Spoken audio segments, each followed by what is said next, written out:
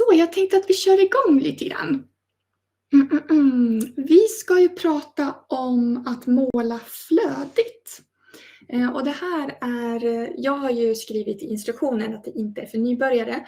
Och det beror på att flödigt akvarellmåleri det är faktiskt lite läskigt i början. För att man måste släppa kontrollen och låta vattnet göra en del av jobbet. Och är man van vid att måla med oljefärg och akrylfärg som man har full kontroll över, då kan det bli lite jobbigt att måla med akvarellfärg.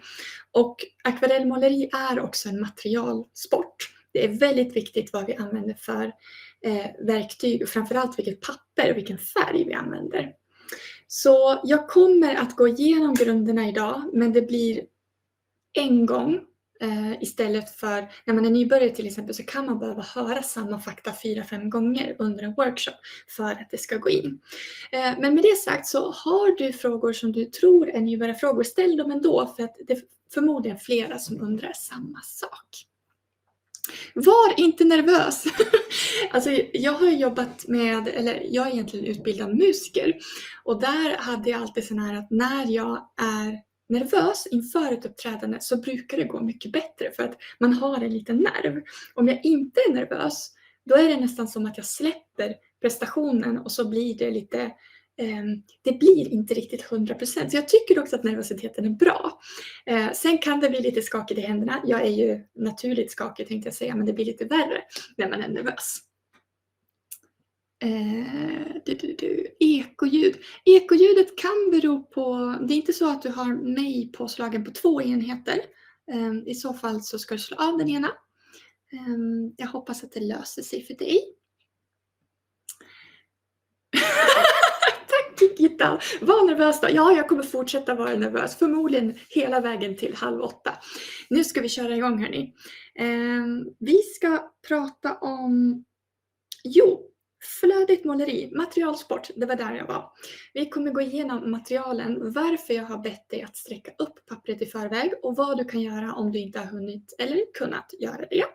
Jag kommer visa verktygen och hur du preppar färgerna. För att om du har sett mig på video när jag målar de här, nu ska vi se. Den där till exempel, finns på YouTube och Facebook. Ska vi se, jag hoppas att skärpan blir bra där. Den där också till exempel. Själva målningen i sig, den tar ju bara några minuter att göra. Men det är förberedelserna och träningen inför målningen som tar tid. Och det är det jag kommer lägga tyngdpunkt på idag. Så jag har en massa små övningar som vi ska göra. Men också att vi lägger den första delen med fokus på materialen och preppen. Så sagt, lite teknik. Och sen kommer vi också lära oss hur man planerar en layout så att den inte blir tråkig, utan att vi tänker till kring var vi ska placera ljuset, vilken typ av variation vi ska ha. I akvarellmåleri så sparar vi alltid det som är vitt på pappret. Eller det som är vitt i målningen är ju det nakna pappret, det är inte färg. Och därför måste vi vara jättenoga när vi planerar och sen när vi börjar måla att vi sparar ut det vita på rätt ställe så att vi får den här fina kontrasten. Det ska vi gå igenom lite längre fram. Jag håller ett getöga på chatten, så dyker det upp frågor, bara ställ dem. Jag kan inte vara till jättebra hjälp när det kommer till tekniken tyvärr. Men däremot så spelas ju den här workshopen in så att du kan kolla på den. Den kommer ut imorgon. Kommer vara tillgänglig i 1 månad framåt. Så att du kan spola fram och tillbaka och sådär. Okej, då kör vi igång med papper. Och jag fick lite frågor om hur tjockt pappret ska vara. Och tjockleken i sig spelar ingen roll. Men om du har ett sånt där tungt papper som väger 640 gram. Jag har inga sådana faktiskt, men då är det ju så himla tjockt. Det är så pass tjockt att du inte behöver sträcka upp det, för det kommer inte att böja sig, det kommer inte att bli buckligt. Och anledningen till att jag ville att du skulle sträcka upp dina papper. Nu har jag faktiskt misslyckats med just det här arket. Det är lite bubbligt här. Det händer även mig. Anledningen är att vi vill ha en riktigt plan yta och vi vill kunna valla färgen. Alltså vi vill få den att rinna åt olika håll. Och då behöver vi ha ett stabilt underlag och det behöver vara platt helt enkelt. För om vi använder standardvikten för akvarellpapper är ju 300 gram per kvadratmeter. Det är de här. Då, om jag bara skulle ta pappret rakt upp och ner och måla på det så kommer det bli sladdrigt och det kommer bli buckligt. Och då har man ingen aning om var färgen tar vägen, vad som händer med den. Så vill man till exempel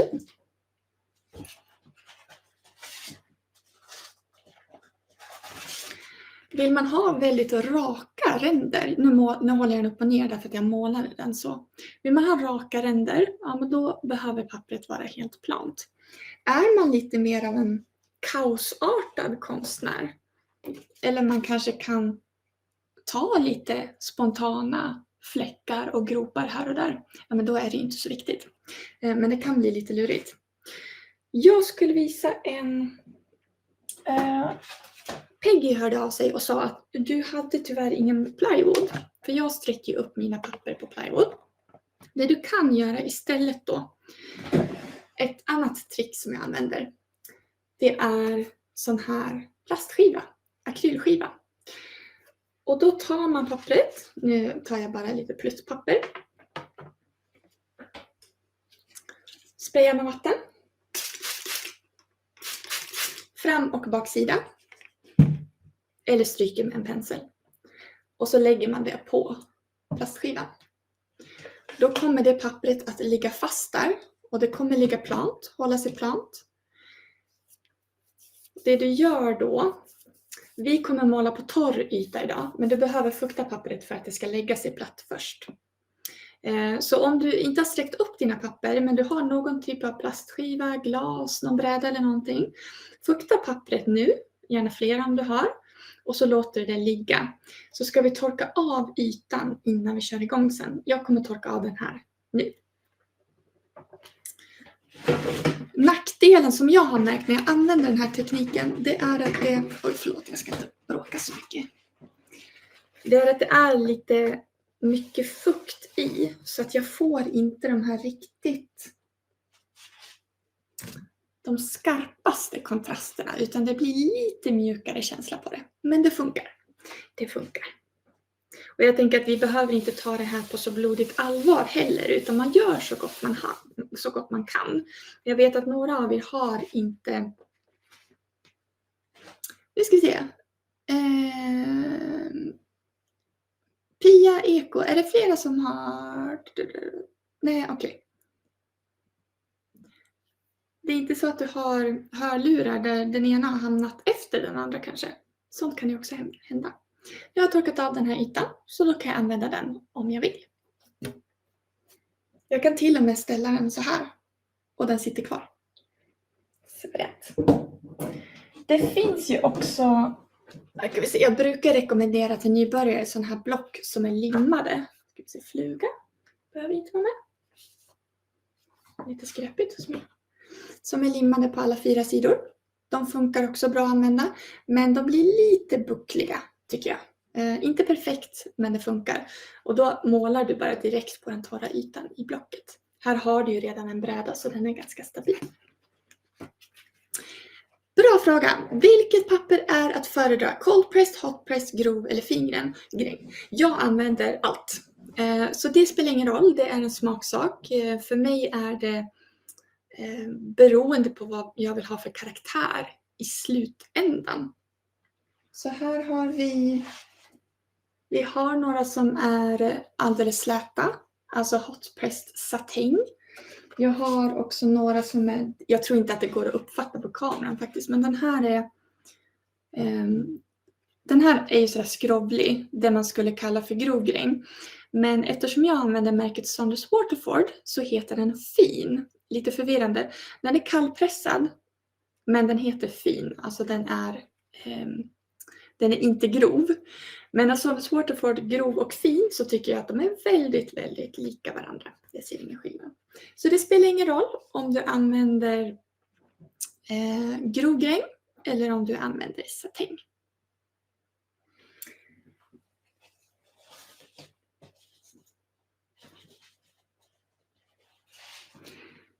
då ska vi se. Det var om papper. Har vi fler frågor om papper? Annars så tänkte jag att jag går vidare.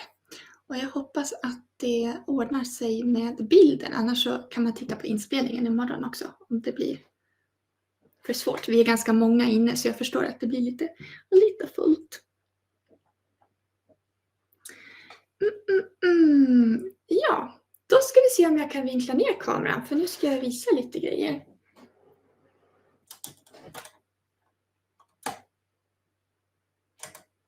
Nu tycker jag att nu ska. Om jag använder plast, hur tjockt papper ska det vara då? Jag använder 300 gram, alltså standardvikten. Här har jag faktiskt ett block med lite billigare papper som jag använder för att testa saker, göra fläckar och sånt där. Jag kan visa. Det är Fabriano. Så det här är bara 25.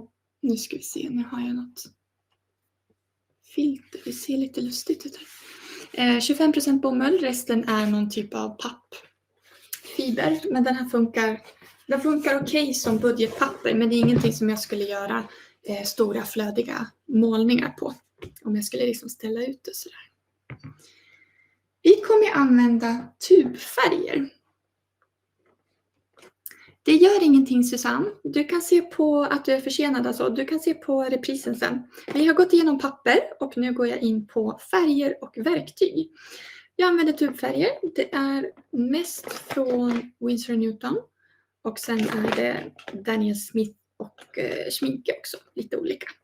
Jag återkommer till färgerna.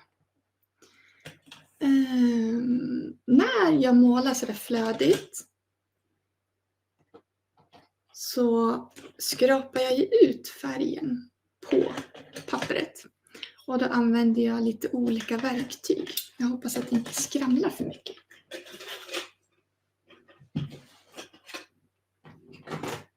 Jag använder bland annat ett plastkort, typ kreditkort som jag har klippt i 2 delar. Det går såklart bra att använda ett helt också. Eller någon typ av palettkniv. Härifrån Panduro och IB Wahlström, lite olika. Och det här är också en smaksak vad man tycker om. Om man vill ha en hård kant, en bred kant. Eller som jag, oftast ingen kant alls, lite rundare. Och så vill jag gärna ha den här lite vinkel på den. Så den här tycker jag är jättebra att skrapa på färg med.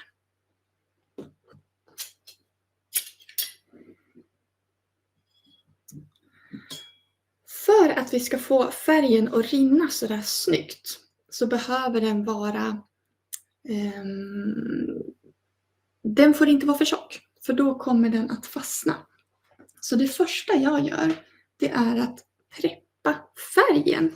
Och vissa kulörer som jag har, till exempel indigo, en favorit som jag använder mycket i de här korta videorna som jag har lagt upp på Facebook. Den konsistensen är så pass lös att jag kan använda den direkt ur...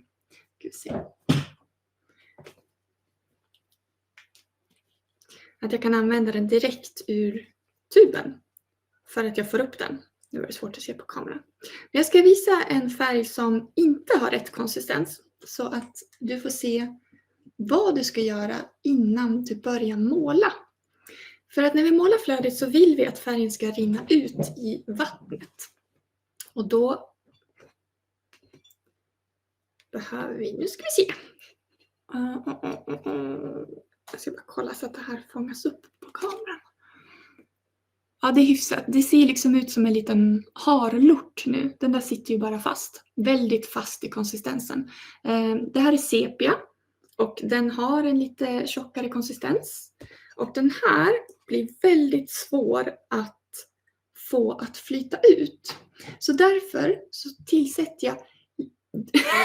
Förlåt, nu blir jag distraherad. Du har gjort mig besatt av indigoblå. Ja, indigo är väldigt lätt att bli besatt av. Påminn mig så kan jag visa det senare. Jag tror alla mina kurser som jag har haft live så har indigofärgen varit det som är mest populärt. Nu ska vi se. Åter till ordningen. Håller jag på och pillar här. Jag använder ju ofta en liten pipett när jag preppar färgerna. tänkte ta en liten. Jo. För att det ska gå att måla flödigt så vill jag nu ha en flytande färg. Men samtidigt, för att det ska bilda de här härliga kontrasterna, så vill jag ju också ha en så mörk färg som möjligt. Så därför måste vi lägga oss i mellanläget, alltså det fina läget. Där vi ska få färgen flytande med så lite vatten som möjligt. Så jag lägger på 2, 3, 4, 5 droppar vatten. Och sen doppar jag också penseln i vattnet. Och så börjar jag jobba färgen. Nu kommer det här bara se ut som en svart klump på kameran. Jag ska försöka visa upp alldeles strax hur det ser ut. Nu är det liksom ingen... Jag kan se om jag kan fånga ljuset lite. Nu är den... Du ser att det rinner. Det här är en väldigt bra konsistens. Och är det så att jag lägger på... Jag kan ju testa den här färgen. Lägger på vatten i en liten pöl här. Jag ska zooma in med kameran alldeles strax. Och så lägger jag i lite vatten, eller färg menar jag. Och ser att men den där löser upp sig väldigt fint. Då räcker den här konsistensen. Men det här var på gränsen. Hade den inte blött ut så där fint, då hade jag blandat i några droppar till med vatten. Och nu kan det hända att den här hinner torka lite grann innan vi sätter igång. Om jag nu ska använda den kulören. Vi ska zooma in lite grann. Komma lite närmare. Ska vi se om jag kan... Det är autosol på den här så jag kan inte göra någonting åt det. Jag är också snart besatt. Det är bra. Det låter som en sekt det här. Det börjar väldigt bra. Payne's Grey Winsor Newton, den är också jättebra. Den och Indigo är... jag har svårt att se skillnad på dem när jag målar med dem. Så de är jätteroliga. Kan man använda vanlig akvarellpalettbricka med hårda brickor? Ja, det kan du. Det vi menar är typ en sån här. Eller ja, här har vi en. Jag har en sån i min vanliga palett. Och det är den här lilla Permanent Mauve. Det går jättebra att använda dem. Det som kan hända är att färgen inte blir tillräckligt mörk. Eftersom vi jobbar med så mycket vatten så behövs mycket pigment för att det inte ska bli urtvättat. Och det kan vara lite svårt att få till med såna hårda kakor. Men några färger som är lättare, det är till exempel om du har indigo eller neutral tint, Payne's Grey, ftal och blå funkar också. De löser sig väldigt fort och det där kanske du känner på din palett. Välj färger där du får upp mycket pigment med en gång. För annars är ju de här kakorna ganska dryga. Man ska liksom sitta och jobba för att få loss mycket pigment. Yes. Nu ska vi se. Wow, vilket flyt. Jag antar att du menade den här lilla pölen. Och det var ju så, jag tror inte det syntes på kameran, men jag la på jättemycket vatten. Och sen mycket pigment. Och här har vi ju det här lite billigare pappret. Ska se om det går att se. Jag måste lägga fingrarna här. Den har liksom börjat buckla sig lite. Det är därför jag inte använder den när jag ska göra målningen sen. Okej, det finns en sak till med förberedelsen av färgen som vi behöver tänka på. Och det är att den ska gå att plocka upp. För jag använder oftast inte pensel, eller jag kanske på slutet när jag gör sådana här målningar. Utan jag använder den här eller den här. Så det kan du också testa. Ta lite av den här färgen som du har blandat ut. Lägg på. Går det att skrapa ut? Ja, det gör det. För ibland när man har blandat ut med för mycket vatten, då fäster det ingenting på kortet. Och det blir liksom bara, det blir ingenting helt enkelt. Så det behöver vara tillräckligt tjock av den anledningen. Jag ska se om jag kan demonstrera. Har vi något litet hål? Jo. Lägger på lite vatten. Om man har färg som är... man har färg som är alldeles för ljus, alltså för rinnig, för vattnig, då blir den ju ännu vattnigare när vi lägger på den. Så tänk superkoncentrerad färg. Jag brukar jobba med pipetten och bubbla upp och ner vatten på kakorna så det blir tjockt. Det lät som en intressant teknik. Den vill vi gärna se en video på. Jag brukar få sitta och gnugga som en galning. Ett annat tips i och för sig, det är ju att ha en palett med ett lock. För då kan du spraya med vatten och så låta den stå till nästa dag. Ska se om det syns på... Jag har ju den här, min enda kopp här då. Det är Permanent Mauve. Den har nu varit blöt i flera veckor och den är alldeles geléig i konsistensen, så den är liksom supertjock. Men den är lite flammig så jag kommer inte använda den idag. Då ska vi se. Var är vi någonstans? Jo! Steg 1. Ska jag kolla min agenda bara här. Den första övningen vi ska göra, om du inte redan har satt igång med det, det är att få till den här perfekta konsistensen. Så jag tänker att vi börjar med det.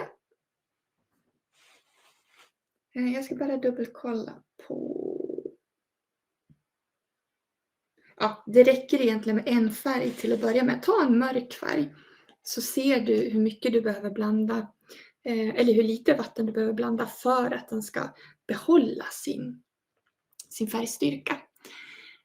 Ja, hela kakan är uppblött, den här lilla som jag visade. Och om dina färger är helt torra nu, då är det bara att spraya på vatten och sätta igång och gnugga upp dem så att du får lite liv i dem. Vi sätter igång med den första övningen. Skapa en konsistens som du kan plocka upp med verktyget och skrapa av på pappret.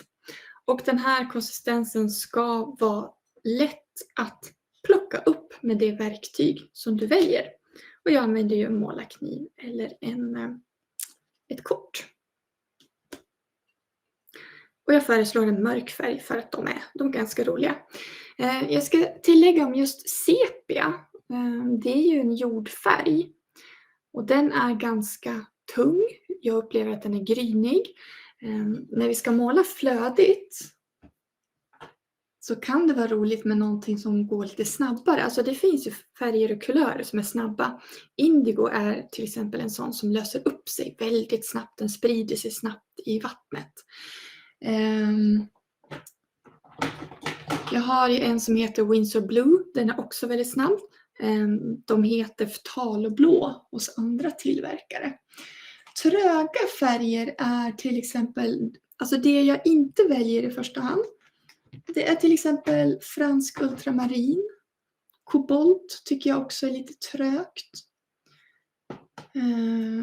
Vad har vi mer? Cerulean Blue använder jag ofta. Men den är också trög. Så om du vill ha en sån här färg som sprider sig riktigt snabbt.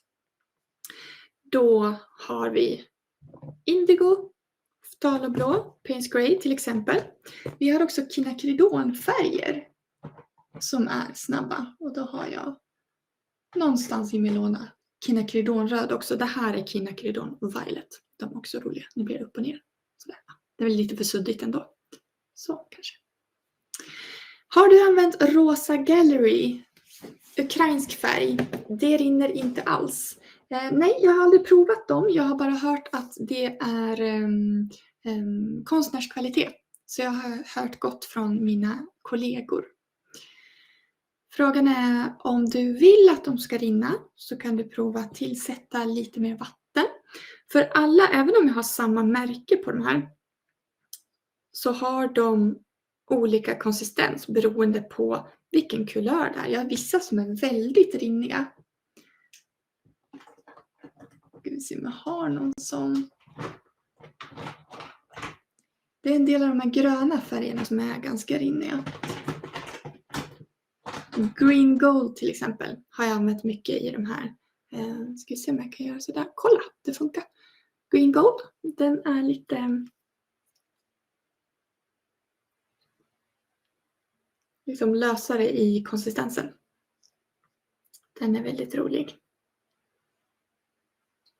Nu hoppas jag att ni har börjat få till den här konsistensen. Jag vet inte vad jag ska kalla den. Det är ju inte filmjölk, det är mer grädde tror jag. Om man ska jämföra med någonting.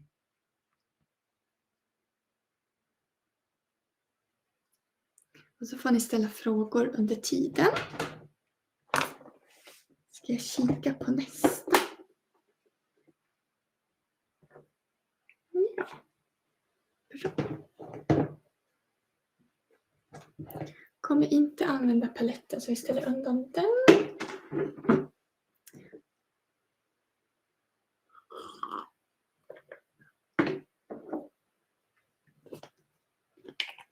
Så lägger vi undan tuberna. Så ska vi gå in på övningen där vi använder den här färgen som vi precis har skapat. Och det spelar ingen roll om det är blått eller rött eller vad det nu blir för någonting.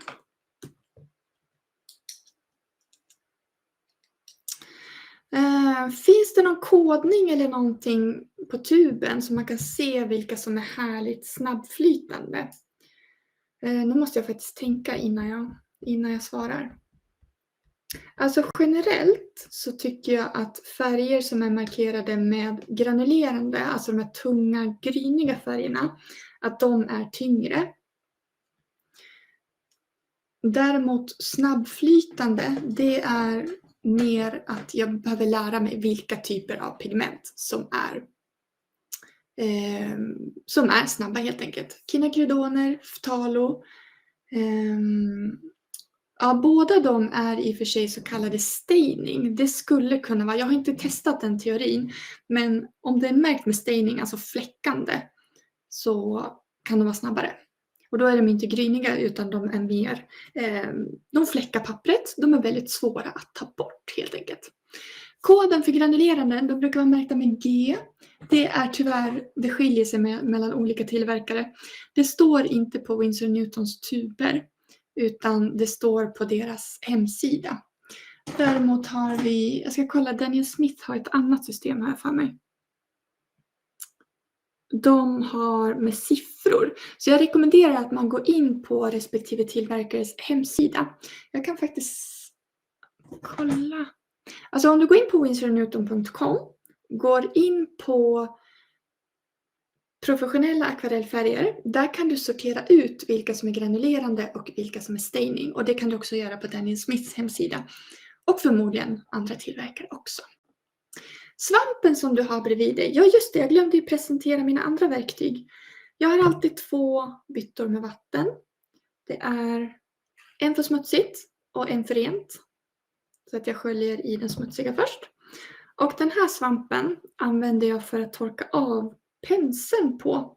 Det kan till exempel, om jag har suttit och målat här och så är penseln smutsig, då kan jag torka av den innan jag doppar i det smutsiga vattnet, för då håller sig vattnet rent längre. Och sen doppar jag i det rena. Så jag tar rent ur en och smutsigt ur en annan. Så med svampen reglerar jag vätskemängden i penseln. Eller om jag behöver suga upp någonting på målning kan man också använda.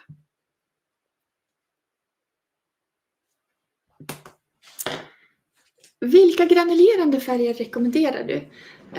Det kommer jag inte ta upp just nu, men vi ska prata om det i akvarellklubben. Nu ser inte jag ditt efternamn där, men jag kan prata mer om akvarellklubben lite senare. Vi har nämligen granulerande färger på tema i september. Och Daniel Smiths färger är ju mycket, mycket mer granulerande än vad Winsor & Newton är. De har ju specialiserat sig på sånt. Så väldigt fina. Luna Black är ju en sån jätterolig granulerande färg. Annars så har vi fransk ultramarin, cerulean blue. Är sådana som jag ofta använder.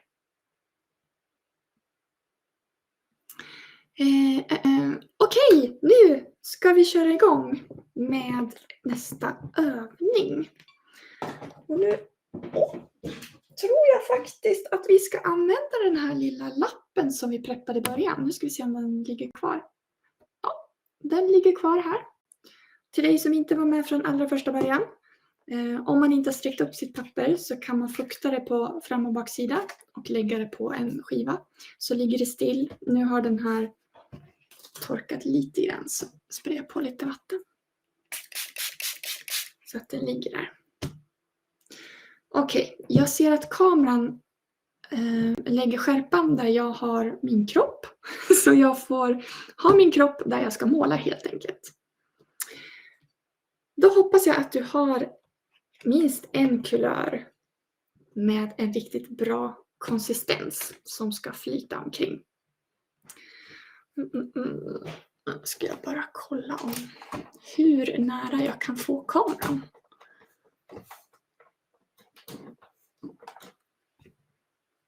Ganska nära. Och så ska vi ha färgen med. Typ där någonstans. Jag hoppas att det där ser bra ut. Nu tar vi en pensel, vilken som helst, det spelar ingen roll. Bara någonting du har. Ska vi se. Och så tar vi en större pensel av något slag. Det spelar inte heller någon roll om det är en rund eller om det är en bred pensel. Den större penseln ska vara fylld med rent vatten.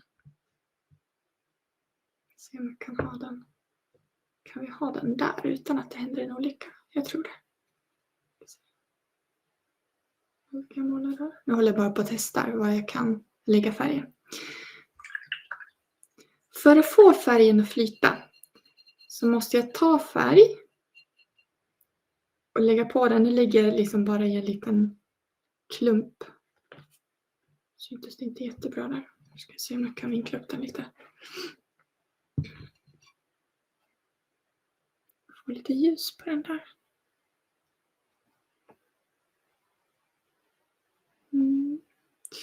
Det var lite svårt att få.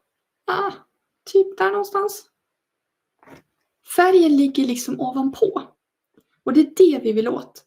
Och att få färgen att ligga ovanpå i en liten klump, det kan man bara göra med riktigt bra papper.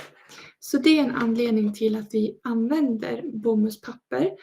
Därför att det innehåller också gelatin, alltså en limning som gör att färgen stannar en stund på ytan innan den sjunker in. För nu kan jag komma med rent vatten. Lägga på det vid sidan av.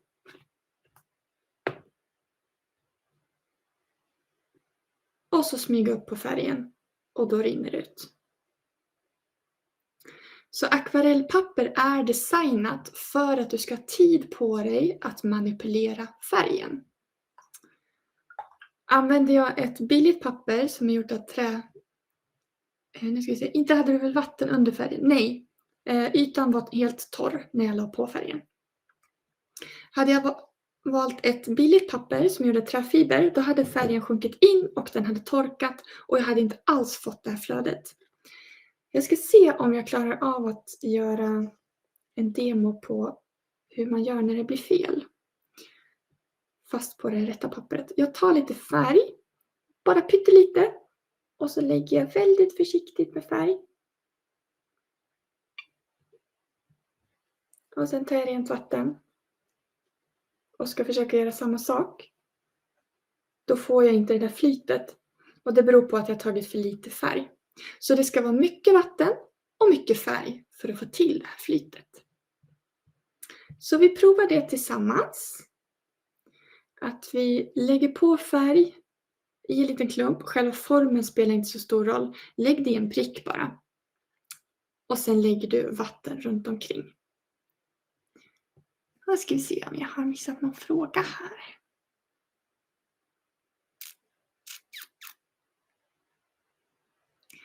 På Kreativa kan man köpa 300 gram papper i block, 100% bomull. Bra. Har du målat på det? Tycker du om det pappret? Jag har inte provat, eller det beror ju på, är det Kreativas egna märke? Jag har inte provat dem tror jag. För det finns också bomullspapper som inte är limmade. Det är därför jag rekommenderar de stora märken alltid. Ska vi se om jag ska filma mitt ansikte en liten stund. Medan ni testar. Hello! Kan vara kul att se. Så ska jag kolla på nästa övning. Ja, just det. Det kommer en följdövning på det här. Kasta ner den där på golvet. Jag brukar alltid ha massa övningar igång. De här små övningarna som vi gör nu i början. Du behöver inte använda dina uppsträckta papper om du inte vill. Vi ska använda dem alldeles strax till lite större saker. Men om du har möjlighet, använd dina bra papper för det är mycket lättare att använda dem. Nu ska jag ha ett nytt papper här. Jag tror jag kör på samma. Det fick bättre plats här.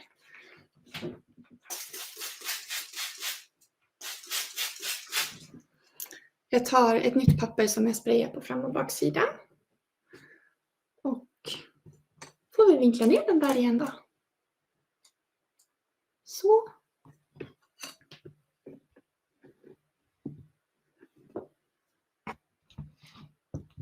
Så vi kan få lite mer. Så där. Jag bara stryker hela ytan. Det här är också en grej. Jag får ofta frågan, ska pappret vara blött? Nej, oftast när jag målar så är ytan torr. Men det är bra om man kan fukta ytan i förväg och jämna ut limningen. Man stryker pappret fram och tillbaka. För det är inte alltid att det ligger alldeles slätt. Och limningen jag pratar om, det är gelatin som är inuti pappret. Och det är väldigt viktigt eftersom det hjälper oss att färgen ligger på ytan en stund innan det sjunker in. Okej, vi har förberett en konsistens. Vi har också testat att få fart på den. Så jag hoppas att ni sitter och jobbar hårt. Nästa grej jag vill att du ska göra, använd samma penslar. En liten och en stor. Alltså den här runda kan vara en bred pensel också, det spelar ingen roll. Det är att, nu kanske det inte blir, ska vi se där. Lägga ett streck med färg. Ett tjockt streck med färg. Och sen, man har ju inte jättemånga sekunder på sig alltid. Vi tar rent vatten i den stora penseln. Lägger vid sidan av. Och så bara smyger vi oss upp på den där. Och försöker få den att flyta ut. Nu gjorde jag ett par gap där. Det behöver man inte göra. Så strecket är en del av övningen. Här kan man också gå en runda till med rent vatten. Och förlänga det här flödet. Kan man hålla på med hur länge som helst.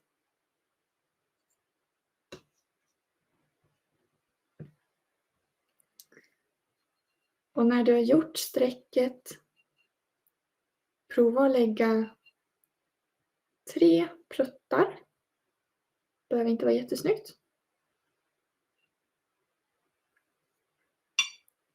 Och sen en större pensel. Nu tänker jag nog faktiskt ta en bred pensel. Det spelar inte så stor roll. Jag tycker det är roligare med massa vatten.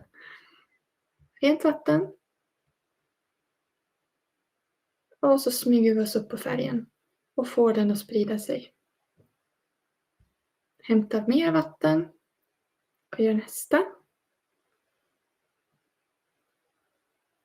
Där har vi nästan som ett blomblad. Och hämtar ännu mer vatten.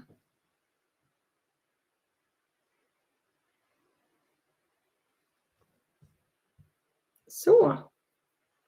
Kan man efterdekorera lite grann. Jag tänkte att det här skulle se ut som en blomma.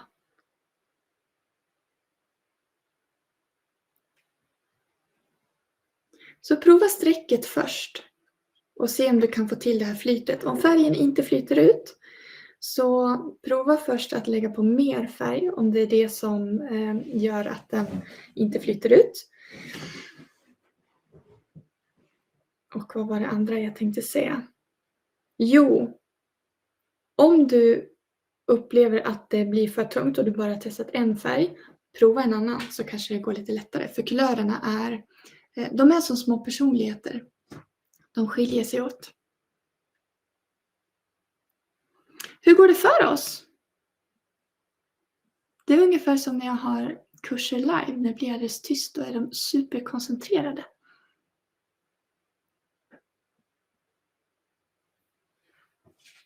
Det här är samma teknik som jag använder när jag gör bubblorna. Jag ska se om jag har ett exempel. De här. Då har jag bara tagit, istället för att lägga ett streck, så tar jag en kopp och doppar i färgen. Så att det blir en cirkel. Och sen lägger jag penseln med rent vatten i mitten och nuddar. Hypnotiserande, ja. Alltså det här kan man göra.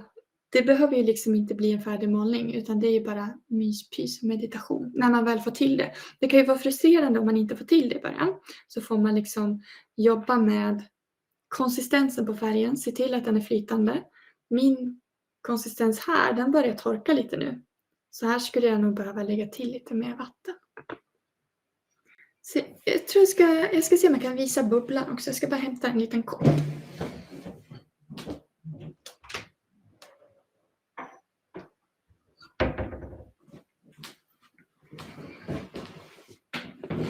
Det blir en brun bubbla.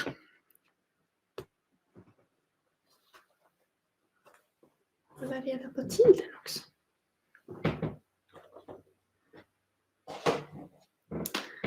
Då är vi här och då vill vi nog ha lite mer zoom.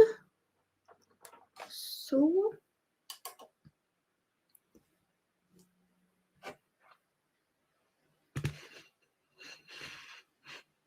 Där. Här kan man ju välja om man doppar den här i färgen. Eller så kan man ta en pensel och måla på. Jag föredrar att doppa. Ska vi se om det står. Min tallrik var inte riktigt platt. Innan jag lyfter den så tar jag penseln och ser till att den är preppad med rent vatten här. För den ska på väldigt snabbt. Nu tar jag ju mitt lite sämre papper här. Så nu måste jag vara ännu snabbare för att det ska gå. Så, plupp. Plupp. Och sen snabbt som 17. På med rent vatten. Och så brukar jag gilla att lämna lite glipor. Sådär. Hade kunnat vara en roligare färg än brunt. Bubblor är liksom lite mer färgglada. Men jag har fler sådana videor på både YouTube-kanalen och Facebook om du vill se lite färggladare färger. Känns som en ny dimension på mitt måleri. Härligt, Anna! Det här det är en helt ny värld. Det blir någonting annat än det här liksom småpillet som man oftast håller på med.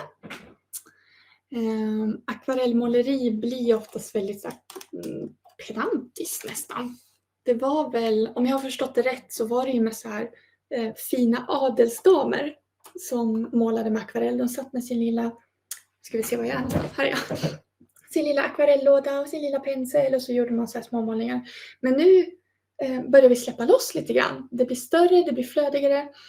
Vi behöver liksom inte ha så himla kontroll på allting. För kontroll är ju verkligen någonting som kan, det tar energi. Och många av oss har ju varit med om utbrändhet, utmattning och sånt där. Och då vill man gärna krampaktigt hålla fast i allt man gör, kontrollera allt. Men när man väl vågar släppa kontrollen så blir det ju mycket, mycket roligare. Jag tänkte jag skulle visa om det får plats i kameran. Hej! Det här är en sån målning som jag har gjort flödigt. Och då har jag alltså gjort den. Jag har målat så här upp och ner. Så jag har målat härifrån och så har jag låtit färgen rinna neråt. Just den här är ju lite stökigare.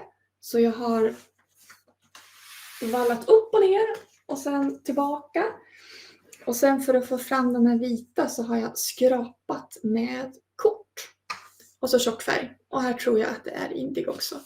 Och sådana här är ju superroliga att göra. Det här är ett helark. Alltså 76x56. Då snackar vi frihet. Den känslan. Jag har en till här. Det är lite dålig ram. Tar ju bara några minuter att göra. Men det blir superfint.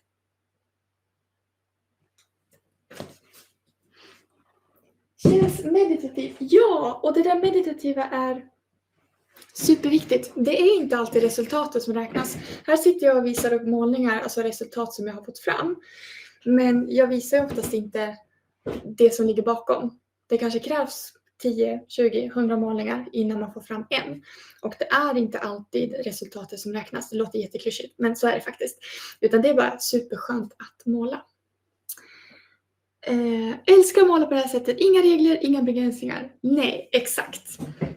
Lättare på blött papper. Ja, det tänkte jag faktiskt visa. Om det är någon av er som tycker att det blir fel. En vanlig anledning kan vara att jag har den här målningen där det har blivit lite för mycket vatten. Och det har spridit sig okontrollerat. Den här målningen kan vi fortfarande rädda genom att kanske fylla i lite så att det blir större kontrast igen och lägga på torr färg. Men en jätteviktig sak att tänka på, det här är anledningen till att jag föredrar torrt papper och inte vatten. Det är att vi vill spara vitt så att vi får en stark kontrast. Så på blött papper, ja, då kommer färgen rinna mycket lättare. Men jag blötlägger aldrig hela för att då riskerar jag att den här fina kontrasten försvinner. Så i den här målningen till exempel målade jag så. Då blötlade jag den här delen så att färgen fick rinna där. Och så var resten torrt tills jag kom på att jag vill ha lite färg här också. Så då la jag på vatten där. Just den här ska beskäras någon gång när jag får tid. Har tyvärr missat mycket på grund av dålig släckning. Ja, men det gör ingenting. Eller teckning kanske du menar. Reprisen kommer imorgon så du kan kika på den igen.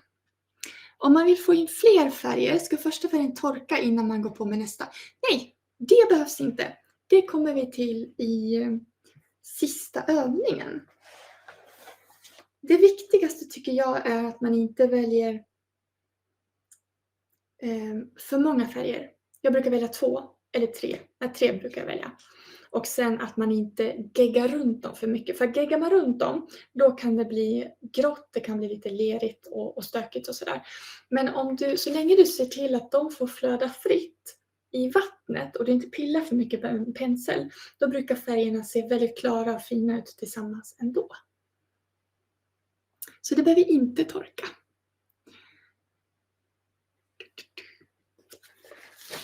Okej, nu ska jag kolla lite på min plan. Tiden går fort, det gör den alltid. Och sen har jag skrivit upp och ner, där har vi en pil. Jag får gå baklänges. Ja, bra att vi sa det här med flöda hit och dit. För nu ska vi ta fram våra sträckta papper. Nu ska vi göra en övning. Vi ska träna på vallning. Och frågan är om jag ska städa lite först. Städning är aldrig min prioritering. Oops. Så. Där. Då tar jag papper. Jag tror faktiskt jag ska använda den här som inte är helt lyckad. Den har lossnat lite här. Och jag tror att det beror på att plywooden jag använder har slagit sig. För att den har varit fuktig så många gånger. Så nu fixar jag inte han mer. Men eftersom vi bara ska göra en övning här.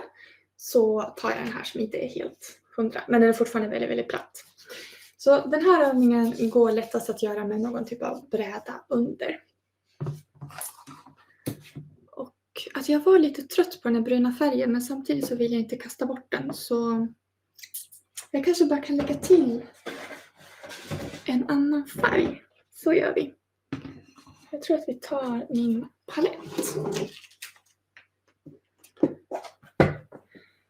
Förbered en färg, det räcker. Indigo är jättebra förslag.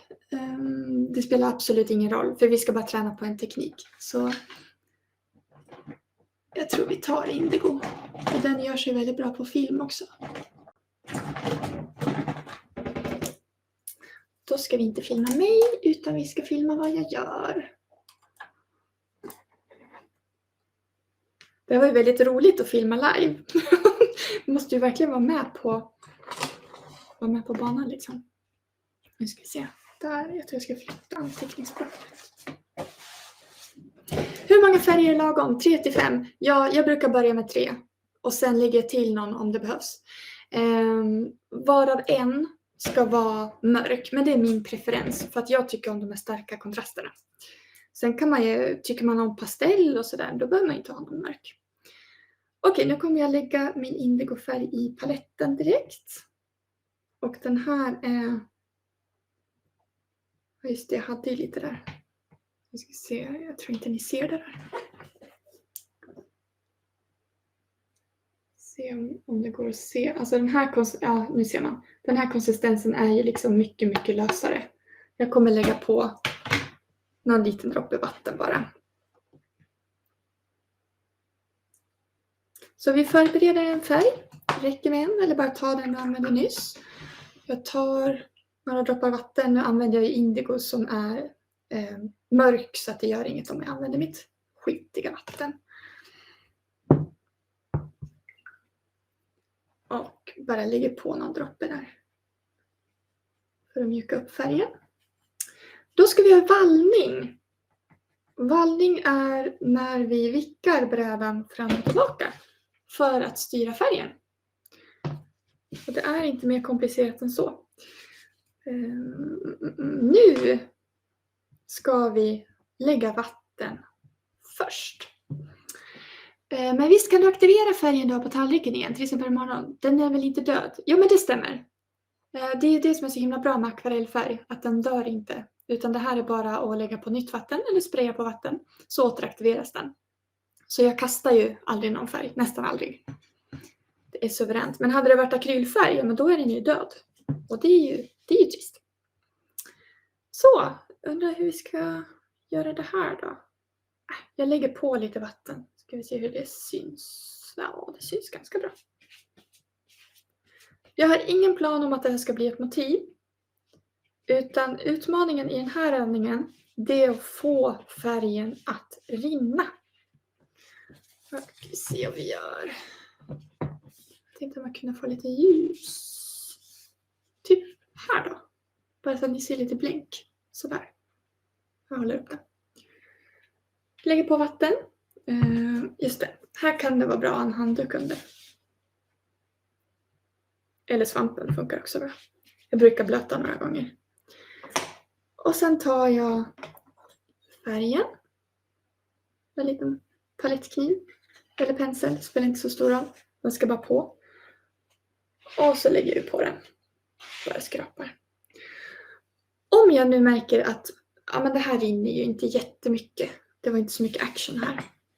Jag ska se, jag kanske behöver sådär. Då tar jag min sprayflaska med vatten. Och så skjutsar vi på den. För det här märkte jag har en minikurs som heter Flödiga favoriter. Och jag märkte att det var många som hade problem med att få färgen att rinna. Och det enda man behöver göra det är bara att sätta fart på den med mer vatten och våga låta det rinna. Du kan ta emot det med en handduk här nere. Men det som händer här nu, ju mer vatten jag använder desto mer uttvättad blir färgen. Så nu tar jag min pensel här som jag hade nästan ren färg på. Och så kan jag lägga på lite mer om jag vill.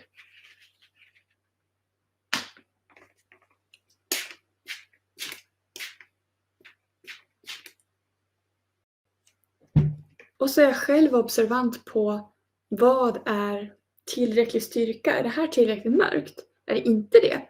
Ja, men då kanske jag ska ta lite direkt ur tuben. Och då brukar jag faktiskt göra så att jag... Ska vi se om jag får av den där. Tar korken, tar tuben.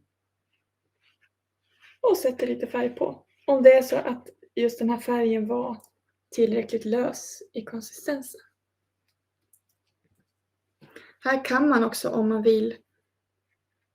Om du skulle märka att färgen sitter fast, pilla lite med penseln. Kanske jag ska ta lite mindre sprayflaska med vatten. Och bara sätta fart på den. Vallning är ju när vi lutar brädan åt olika håll. Här kan jag lägga på mer vatten om jag vill. skjutsa på det ännu mer. Och sen kan jag ju såklart täcka hela pappret. Jag vet inte varför jag bara täckte en del där. Men... Och beroende på hur jag lutar den här så kommer ju färgen att rinna åt det hållet.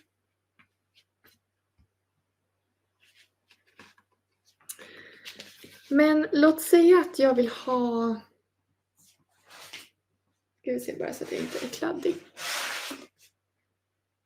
Nej, i just den här övningen Marie så lämnar jag inga torra ytor utan själva övningen är att få färgen att rinna och våga släppa ut den. Vill man ha såna ränder, då behöver man se till att måla åt en riktning. Nu ska vi se vad vi kan luta tillbaka den. Så. Och sen måste den också få torka i den riktningen. Nu tar jag lite mer färg. Ska vi se om vi har där. Kanske vi tar någon annan färg. Och så sätter vi fart.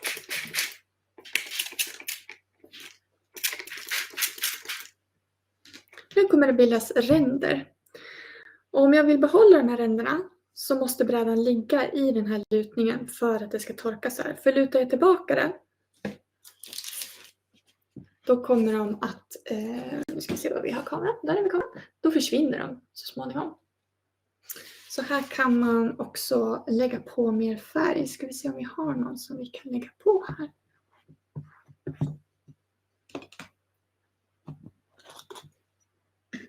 Ta lite av den här kanske. Hej. Det här är, oj. Ja, det blir inte jättesnyggt, men för övningens skull. Quinacridone Violet. Syns det där? Ja, det syns på kameran. Alltså Quinacridone Violet, den är sån här, den bara puff, sprider ut sig och skjutsar undan de andra pigmenten.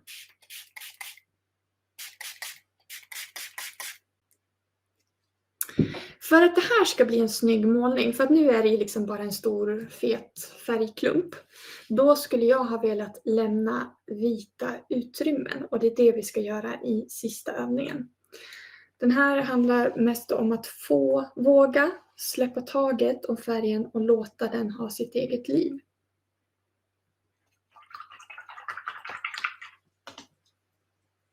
Nu tyckte jag att jag slösar lite. Jag plockar tillbaka lite färg i min palett. Det blir lite mycket här.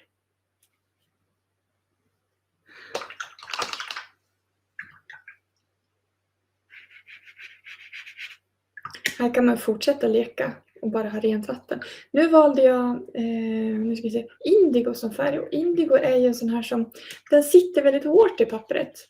Vilket gör att även när jag lägger på rent vatten här så blir det inte riktigt vitt i strecken. Därför att färgen har bitit sig fast i pappret. Och vissa kulörer är ju så här att de biter sig fast. Det kallas för staining. Och indigo beter sig så. Hade det varit en annan kulör så hade jag kanske kunnat få till helt vita streck här. Jag kan skriva den färgen i chatten. Alldeles strax. Jag ska lägga undan den här. Så kan ni fortsätta att göra klart det experimentet. Det här var alltså vallning som vi gjorde. Man kan luta färgen i olika riktningar så att den får en riktning helt enkelt. Och jag hade ett exempel. Den här målningen har jag ju lutat i olika riktningar tills jag fick den fasong som jag ville ha. Helt enkelt. Och som sagt, vill du behålla ränderna så måste du ställa ett stöd under målningen så att den kan ligga och torka exakt så här. Nu var det här ett experiment så jag kommer bara dumpa den på golvet. Och hej! Och så ska vi skriva namnet på. Jag kan göra så här för trevlighetens skull. Quinacridone Violet. Jag gillar också Quinacridone Red. Det är en stor favoritkulör som jag använder mycket. Ibland upplever jag att det blir vattenbricka efter vattensprutan i färgen. Ja, det är jag med och jag tycker att de är jätteroliga. Men vill du, alltså man kan ju Man kan ju hålla för delar med ytan med handen och spraya så här om man vill undvika det. Brukar jag göra. Ska vi se om det var någon mer fråga. Jag tror inte det var någon mer fråga just nu. Då ska vi kolla agendan igen. Ja, nu kommer vi in på, vad har vi? Vi har 20 minuter på oss. 25, 24. Bra! Jag tror faktiskt att vi hinner med alla övningar som jag har valt. Okej. Då...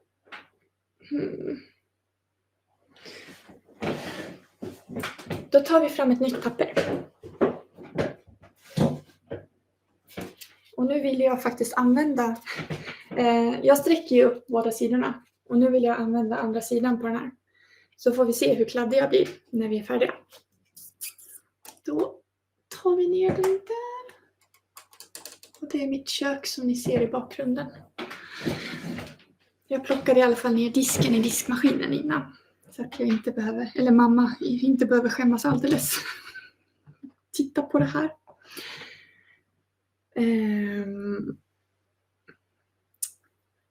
Då. Nu. Till dig som frågar. Jo, Marie, du frågar. Vi lämnar inga torra ytor. Nu ska vi lämna torra ytor. För en av dem, eller för mig, är det den viktigaste. Jag ska se om jag har något annat exempel än de där som jag har visat hela tiden.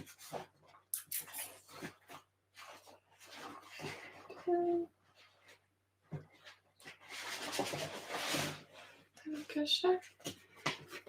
Kontrasten i målningen är superviktig för mig. Här är den förresten, Quinacridone Violet.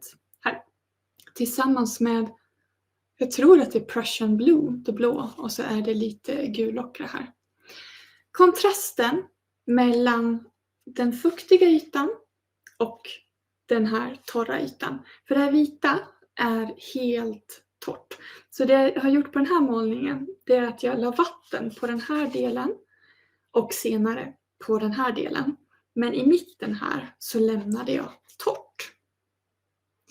Och har lagt på färgen med ett kort här i mitten. Och sen låtit den sprida ut sig. Och ofta så gör jag så att jag målar den upp och ner på det här sättet. Så att jag blötlägger bara den här delen. Och sen håller jag resten torrt. Skrapar på färg här. Och så låter jag det rinna. Så jag tänkte att vi gör det nu. Så börja med att, jag ska visa ett exempel till. Här har vi en annan variant. Här har vi lite prickar. Det här är skapat, jag har lagt salt i färgen. När färgen fortfarande var väldigt blöt så att det blev stora prickar. Annars om man använder salt, då ska man vänta tills den nästan börjar torka. Då är det perfekt läge att lägga på salt. Då får man ännu tydligare prickar. Här har jag sparat torrt i nederkant, men lagt på ganska mycket vatten efteråt. Så att det bara är lite kontrast. Okej, vi förbereder. Du får ta hur många färger du vill, men 2-3 stycken. Och väljer du blå nyanser så kommer du få en vintrig bild. Väljer du mer gula, gröna, bruna så får du mer somrigt, varmt ljust. Så kan man ju också tänka. Och vill man då ha, jag rekommenderar en av färgerna att vara riktigt mörk. Och det kan vara svart, det är helt okej. Jag tycker vi kan skippa den här regeln om att man inte får använda svart. Här har vi svart i ett exempel. Bara svart och gult och då får man lite så här vintriga bär. Så 2-3 färger. Här är ett annat exempel på färgkombination. Gul, grön och lite brunt. Så vi börjar med att förbereda konsistensen på färgerna. Och då är frågan vad jag vill ha för färger.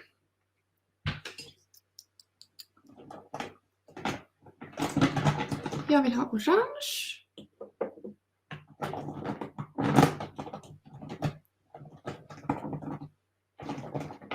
Och en... Orange och turkos, det lät ju ganska hiskeligt. Ni kommer väl ihåg att ställa frågor om det är någonting. Jag kan också svara på frågor. Imorgon så skickar jag ut en reprislänk till alla. se. Och då går det bra att svara på det mejlet om du har ytterligare funderingar på måleriet. Nu håller jag på att leta efter en mörk färg. Och då tror jag att jag vill ha en blå. Undrar om jag har Prussian blue. Så jag väljer, nu var jag väldigt, alltså nu blir det ganska godtyckligt här. Jag valde 3 som jag tyckte var fina just nu. Vad ska vi se? Transparent orange, cobalt turquoise lights. Där. Och så Prussian blue tar vi. Och då lägger jag dem på min palett. Alltså jag tar ju jättelite av varje kulör. När tar jag bort saltet? Saltet tar du bort när målningen har torkat helt. Då kan du sopa bort det. Eller ibland behöver man skrapa bort det för att det sitter ganska hårt. Jag ska alldeles strax visa hur mycket jag tar här. Nu har jag också en ganska liten målning. Den är ungefär en A4. Då behöver man absolut inte mycket färg.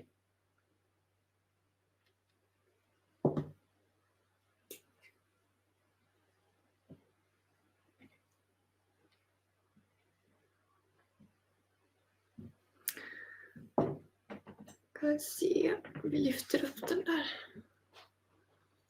Här har vi pyttelite av varje. Prussian blue, cobalt turquoise och transparent orange. Och nu är det så att de här 3 har lite olika konsistenser. Turkos och orange är ganska lösa i konsistensen. Prussian blue, en lite äldre tub, har blivit mer kompakt. Men jag tänker faktiskt ta de här direkt ur tuben nu utan att blanda ut dem med vatten. För att jag känner mig lite brave. Blir det olika effekter av olika typer av salt? Ja, alltså de kan lägga sig. Jag upplever inte jättestor skillnad, men formen på saltet kan påverka. Så det är bara att prova. Jag använder bara vanligt bordsalt när jag gör så. Och så har du några kurser hur man målar stenar. Vi går igenom berg och klippor i landskapskursen. Men det finns en YouTube-video om stenar på min mail. Om några minuter när jag målar klart så kan jag lägga in länken till den, tror jag. Jag tror att jag ska få till den.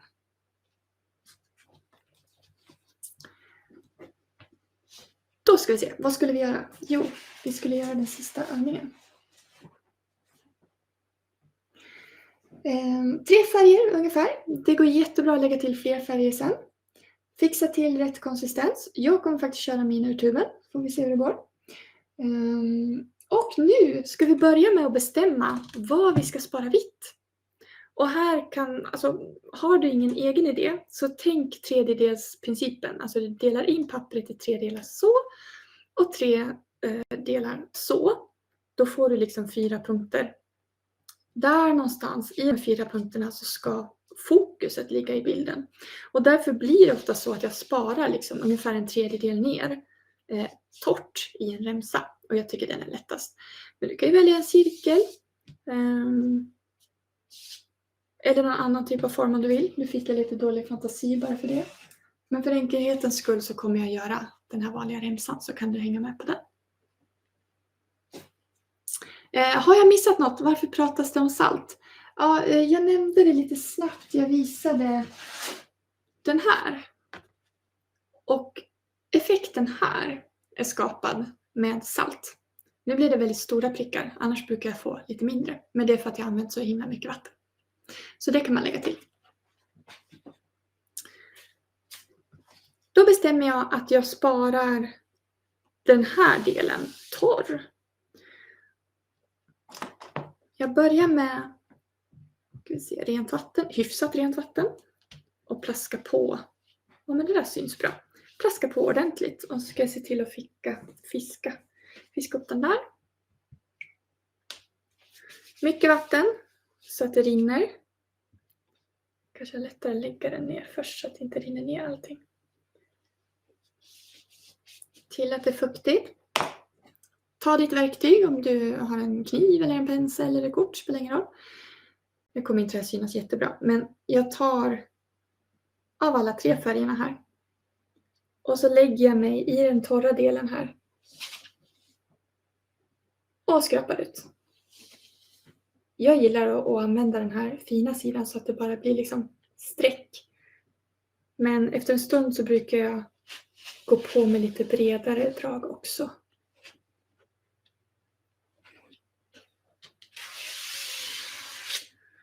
Marken här brukar jag göra sist. Det jag vill göra nu är att sätta fart på färgen. Det var en hiskeligt ful färgkombination. Men smaken är som baken. Det kanske... Okej, den ser mycket bättre ut på kameran. Det var lite kul.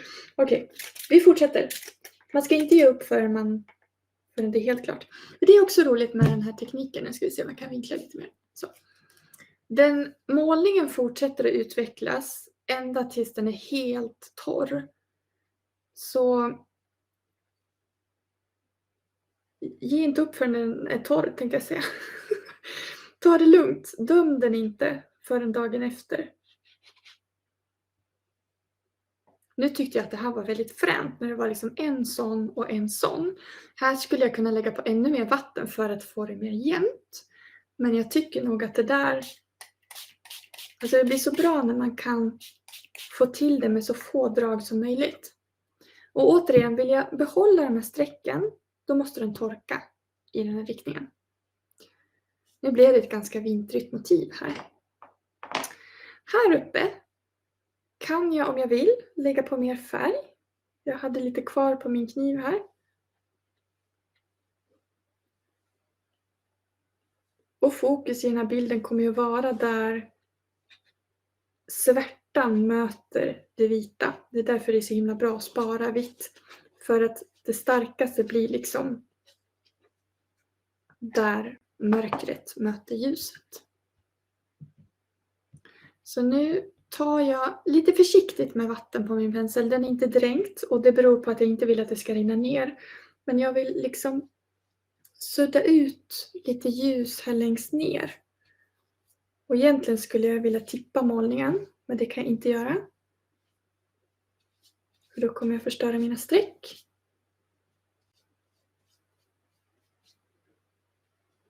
Alltså det här är så himla coolt. För att varje gång så hittar vattnet på nya saker. Jag menar, det här är ju skitfint. Men jag hade aldrig kunnat måla det själv med en pensel. För det är jag liksom inte kapabel till. Utan det här, man måste låta färgen göra sitt jobb. Okej, det här såg ju väldigt lätt ut. Så jag går igenom det igen ifall du fastnar någonstans. Se till att spara mer torr yta än vad du tror att du behöver. Hellre att du lägger på mer färg efteråt. Att du har för mycket sparat. Sen att du håller den lutad hela tiden. Du kan ju lägga upp ett stöd. Du behöver inte, nu har jag lagt den på mina tuttar så att den hålls upp. Vatten där det ska vara mjukt. Ofta så har jag himlen mjuk. Eller vattnet. Nu har jag redan liksom bestämt att det här är vatten och det här är himmel. Men imorgon kanske jag ångrar mig. Och det här är vatten. Spara mycket vitt. Se till att du inte sprayar massa vatten här. Utan ska du spraya vatten så kanske du i början behöver hålla för. Så att du inte förstör den här fina kontrasten. Och sen magin här är ju också att jag har använt en riktigt mörk färg. I det här fallet Prussian Blue. Och jag tror att jag ska lägga på lite. Jag tar penseln och lite färg. Oj.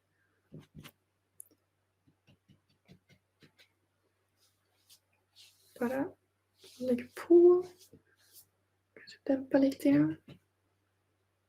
Det här som jag gör nu går efter med penseln. Det ska vi vara väldigt försiktiga med. Vi får inte dutta för mycket. Utan titta innan du gör någonting. Titta noga. Behövs det verkligen? Det var någon som sa så himla bra. More looking, less cooking. Alltså titta mer än vad du pysslar. För det här det är nästan inte måleri utan vi bara släpper ut pigmenten. Och då måste vi vara jätteförsiktiga så att inte förstör det fina jobbet som vattnet har gjort.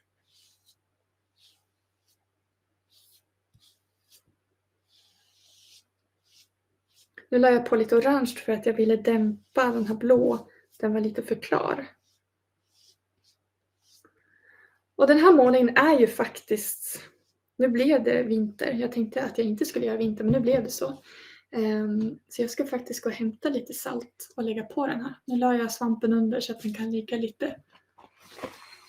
lite på lutning sådär.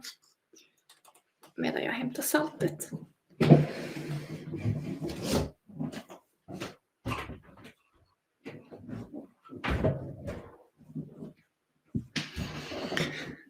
Helt vanligt bordsalt. Med ett litet kryp i. Nu ska vi se om kameran kan fånga det här. Den har nog inte den upplösningen kanske. Jag tror inte det. Jo, men där kanske. Alltså färgen, den ser torr ut. Men när man känner med handen så här så är den fortfarande fuktig. Och då är det bra läge. Nu ska jag bara sätta in laddare till datorn. Så. Då är det perfekt läge att lägga i lite salt. Lägger lite på botten här. Får vi se. Alltså effekten av saltet kommer tyvärr inte att visa sig nu så att ni hinner se det. Jag får posta den här bilden någonstans. Utan det kommer ju när den torkar. Så den får ligga där och gå till sig. Tack Kristina! Ja, det stämmer ju. För påminnelsen. I akvarellklubben har vi målat stenar. Jag har den bilden här. För det tänkte jag visa. Det är nämligen så att vi har såna här lektioner varje månad i akvarellklubben. Hittills har jag aldrig kört live, men jag är väldigt sugen på att göra det i september för att det här gick ju ganska bra. Den här gjorde vi i akvarellklubben. Där är vi. Och vattnet gjorde vi också. Det var några månader sedan. Och alla gamla lektioner finns ju att titta på när man går med som medlem. Så jag tänkte att jag skulle visa lite mer. I september, jag tror jag nämnde det, så ska vi jobba med granulerande färger och få till sådana här häftiga gryniga effekter. Det ser jag fram emot. Alltså jag har pysslat med det här sedan i juni tror jag.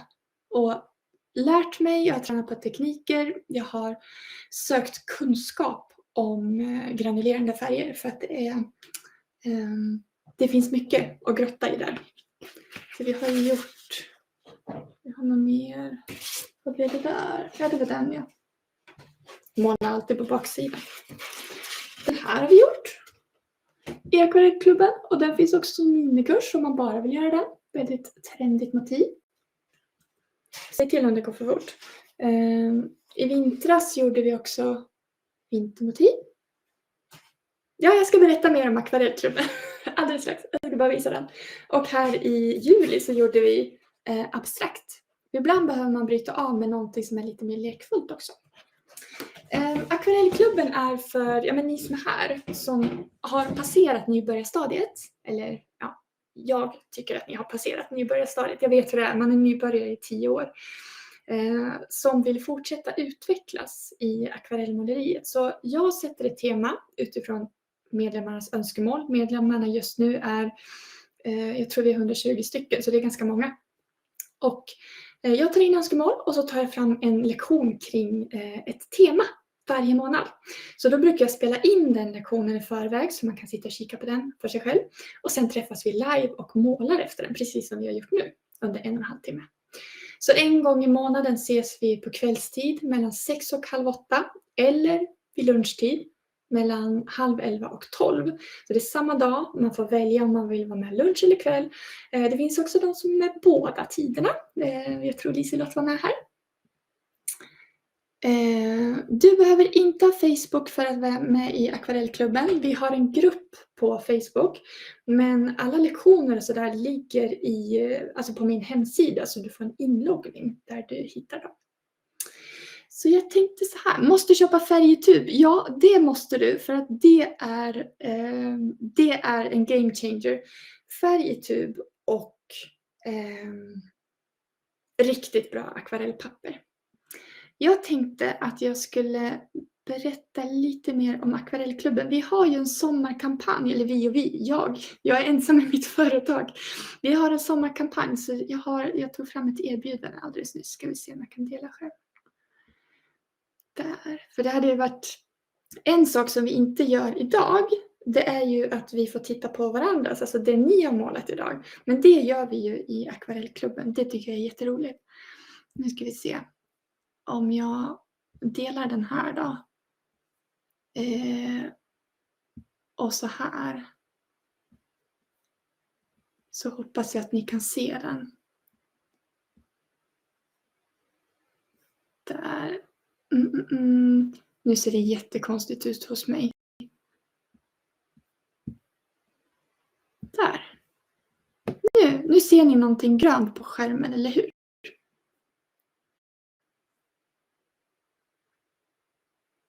Ja, jag ser någonting grönt. Jag litar på att det är. Jo, de här, om du vill lära dig mer färdiga tekniker så finns de här lektionerna i akvarellklubben. Jag var inne och kollade, det stod att det var 62 lektioner just nu i våran lektionsbank. Nu är ju en del av dem, de står som lektioner så att det är mest liksom information och sådär. Så jag skulle säga 50 olika lektioner i allt möjligt gott och blandat. Och här kan man gå med månadsvis för 449 kronor i månaden. Alla de här motiven är med. Och jag skapar nya grejer varje månad och vi blandar såna här lite svårare, luriga tekniklektioner med lättsammare lektioner för att man ska behålla inspirationen och gnistan. Och så försöker jag köra lite säsongsbetonat också. Så att när det är jul så är det jul och när det är sommar så är det sommar. Här ser du lite blandat från lektioner som vi har gått igenom. Där har vi huset också. Och när vi ses live, alltså det roligaste är ju att träffa de andra i klubben, prata med varandra, svara på frågor eller höra andra ställa frågor. Det tycker jag också är väldigt roligt. Nu ska vi se. Ja, 449 kronor i månaden. Eller om du vill gå med per år, vilket är mycket mer fördelaktigt, så får du 30% på det fram till på söndag blir det, sista augusti. Och då är det en rabattkod som jag inte har skrivit ut här, men den står på hemsidan akvarellutbildning.se. Och rabattkoden som jag också kommer skriva i mejlet imorgon är klubben 30. Om du vill vara med där. Ska vi se, vad behöver vi mer veta? Ja, om du går med månadsvis är det ingen uppsägningstid utan då kan du liksom säga upp idag och så är det liksom slut imorgon. Jag har ju en hel del andra akvarellkurser och skillnaden är att i akvarellklubben så ses vi live och du har bara tillgång till materialet så länge du är medlem. I de andra kurserna som det är sommarkampanj på, de är 25% på alla kurser. Där köper du en kurs och sen är den din för alltid. Så du kan titta om och om igen. Och det är många av mina elever som använder kursen på det sättet. De går in och kollar igenom lektionerna och sen kommer de tillbaka ett par år senare och vill titta igenom kursen en gång till. Och då får jag hjälpa dem med nytt lösenord helt enkelt. Korta videolektioner, allt är helt online. Kolla när du vill. Och här finns det då, nu är ju ni fortsättare nästan alla er, men om det är någon som känner att hon skulle behöva lite mer grunder. Vått till exempel, lite mer materialkunskap, lära sig behärska penseln. Då är det grundkursen som jag skulle rekommendera. Här får du allting med materialkunskap, färglära, penselteknik. Ja, det finns hur mycket som helst i den kursen. Den består, nu ska vi se, ja, 25% rabatt på den också. Nu börjar tiden rinna iväg. Jag ska bara kolla. Jag tänkte att mer information om kurserna kan vi ju... Jag ska kolla om det är någon som har några frågor. För jag vill jättegärna svara på dem innan det avslutas. Ska vi se. För vi hade lite färgfrågor.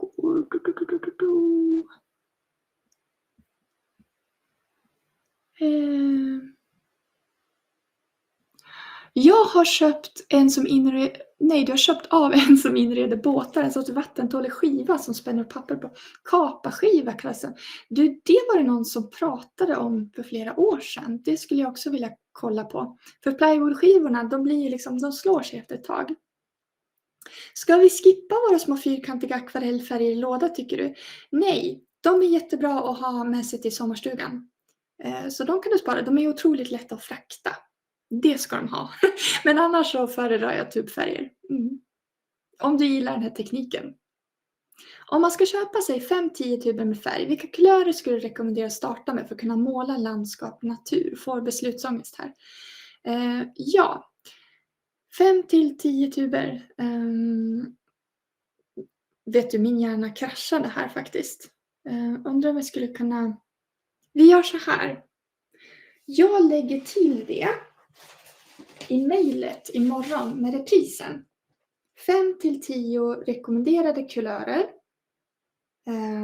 på tub. För landskap, visst var det. Var det någonting mer jag skulle skriva? Ja, jag skriver om akvarellklubben i mejlet också.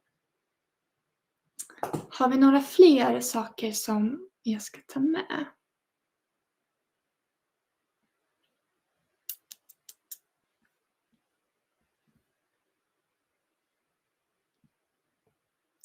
Björkfaner. Kan vi också. Har ingen sommarstuga. Nej, men du kanske åker iväg på någon annan tur någonstans. Den är väldigt liten och behändig. Så man behöver inte kladda med tubfärget så att säga. Kan man få gå fortsättningskurs? Ja, Jenny. Just det, jag delar fortfarande skärm. Nu ska vi se vilka... Alltså grundkursen, den är ett paket. Den består av de här 2 delarna. Nivå 1, det är det jag tog upp med färglära, material, grundläggande penselteknik och sånt. Och så ingår även nivå 2, måla landskap i akvarell. Och den är ju en fortsättningskurs. Jag ska scrolla tillbaka till den här. Det här är landskapskursen och du kan köpa bara den delen om du vill. Så den hittar du på hemsidan akvarellutbildning.se. Där finns också en fortsättningskurs i att måla blommor i akvarell. Och sen finns det 2 minikurser. Minikurserna är... Den ena är det här motivet. Jag hoppas att ni kan se den här, men den med huset. Och den andra är 5 olika flödiga motiv. Det kanske jag skulle ha tagit upp här. Så det är fortsättningskurser. Annars är det akvarellklubben där vi jobbar liksom framåt hela tiden. Jag ska se om det var något mer. Bonuskursen ingår.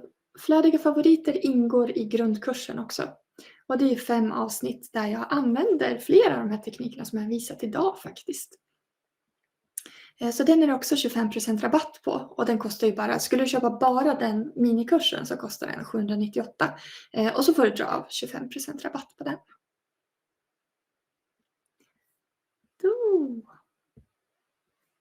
Sådär.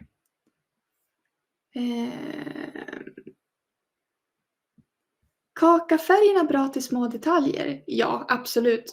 De funkar jättebra. Var rekommenderar du att man köper material? Alltså det finns så många bra butiker. Jag själv har ju ett samarbete med Sara på Art of Veda. Så henne finns det länkar till på hemsidan. Det skulle jag faktiskt kunna göra. Det ska jag göra. Sara har faktiskt ett färdigt paket med 12, jag tror att det är 12 färgtuber. Jag ska kolla så att de passar bra till landskap. För i så fall kan jag länka till den i mejlet imorgon. Art of Veda handlar jag på. Jag handlar också på IB Wahlström. Därför att IB Wahlström har många produkter som de andra butikerna inte har. Men annars, Panduro finns också. Det finns det finns mycket bra konstnärsmaterial på nätet. Nu ska vi se. Länka till tubpaket. Antecknat.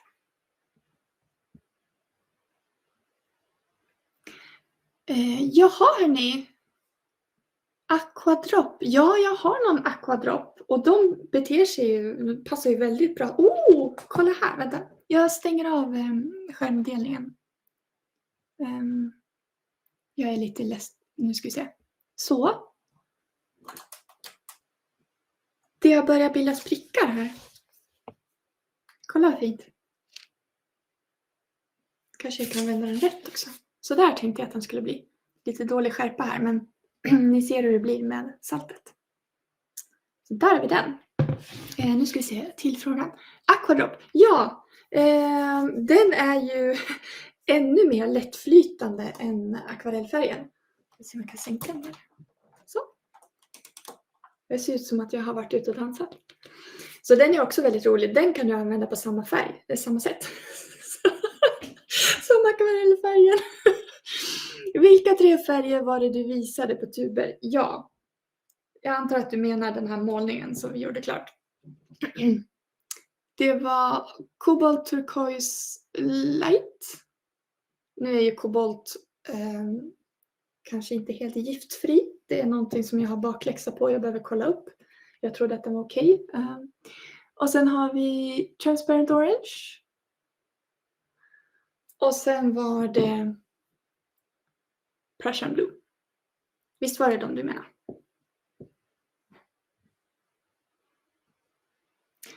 Just det, papper. Jag kanske var lite snabb i början där. Men mitt favoritpapper är Saunders Waterford. Jag använder både hot pressed, cold pressed, alla möjliga gränger, alla möjliga vikter. Föredrar den som är högvit framför naturvit. Därför att då får jag de här riktigt vita kontrasterna. Jag är kontrastälskare. Så det är mitt favoritmärke. Men jag köper oftast papper på stora helark. Som är lika stora som de här tavlorna som jag visade. Skulle vilja veta mer om kursen om blommor. Ja hörni, vi gör så här. Jag ska dela en länk så kan ni gå in och botanisera bland kurserna. Det är ju kampanj fram till på söndag så det är bra att leta reda på sin favoritkurs så snart som möjligt. Nu ska jag bara kolla vad jag har. Där har vi den. Kopiera. Nu kommer det en länk. Jag tror att ni kan klicka på den. Så kommer ni till hela kursutbudet på hemsidan. Ja, bra Kristina. Alltså du har ju bättre koll än vad jag har. Du kan få jobb som assistent. Hela nybörjarkursen finns i Akvarellklubben. Där finns den första delen av grundkursen. Så den där vi går igenom alla grundtekniker. Det är sant, den ingår i Akvarellklubben. Nybörjarkursen ingår och så har vi de här lektionerna i flödiga favoriter ingår också där. Så det är väldigt mycket som finns i Akvarellklubben. Maud vill betala på helår men kommer inte ihåg när jag gick med. Nej men vet du, det håller jag reda på. För att om du betalade med kort så kommer du få en påminnelse 7 dagar innan. Och då kan du välja att bara låta den förnya så är det med 1 år till. Eller så kan du välja att avsluta om det skulle vara så. Betalar du med Swish så har jag en liten lista. Så jag kommer skicka dig en påminnelse när det är dags. För Akvarellklubben har hållit igång sedan i november. Så det börjar snart bli ett år. Jag måste då läsa igenom chatten sen. Det här är så himla roligt. Jag ska läsa på månadsklubben. Måla silverfallet i Björkliden med den här tekniken. Jag tror faktiskt... Ja, alltså jag antar att silverfallet är ett vattenfall. Jag älskar att måla vattenfall. Jag ska faktiskt till min kille i Linköping här. Om några dagar. Och då har jag spanat in var det finns vattenfall någonstans. Så att jag kan göra fler sådana här. Och har du inte sett den här? När jag målar den så ligger den uppe på YouTube.